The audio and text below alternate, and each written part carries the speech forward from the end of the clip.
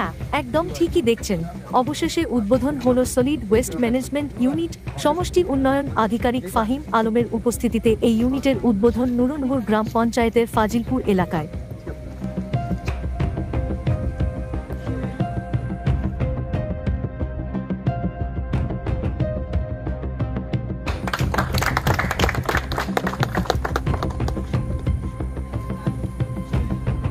Plastic জনস্বাস্থ্য ও পরিবেশের জন্য যে ক্ষতিকর, এ নিয়ে প্রতিনিয়ত উদ্বেগ প্রকাশ করছেন পরিবেশ বিজ্ঞানীরা।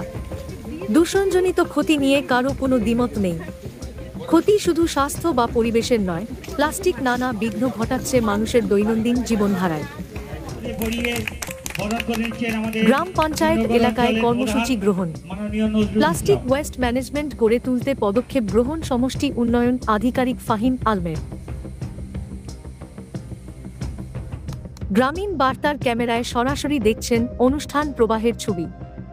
অনুষ্ঠান প্রবাহে উপস্থিত রয়েছেন মাননীয় সমষ্টি উন্নয়ন আধিকারিক ফাহিম আলম, দেগঙ্গা পঞ্চায়েত সমিতির সহসভাপতি আনিসুর রহমান বিদেশ সহ একাধিক জনপ্রতিনিধিরা।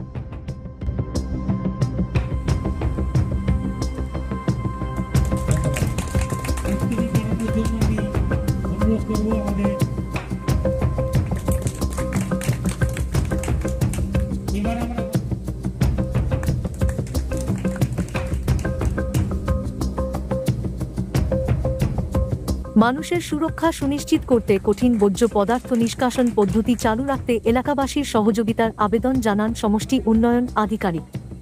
আমরা শুনব তিনি ঠিক কি বলেছেন। অনেকদিন ধরে আপনাদের এই প্রজেক্টটা রেডি হয়েছিল।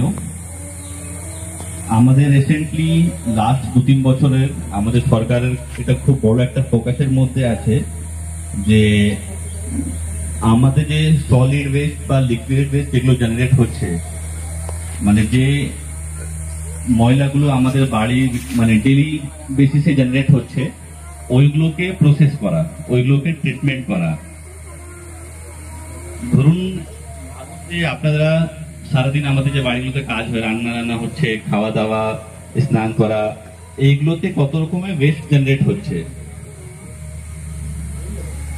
আমরা তো ভাবি না, আমরা জাস্ট ওয়েস্টগুলো হয় বাইরে বাড়ি থেকে একটু দূরে ফেলে দিলাম যেখানে আমার চোখে পড়বে না। তারপরে ওটা কি হয় আমরা কেউ কি ভেবে দেখেছি?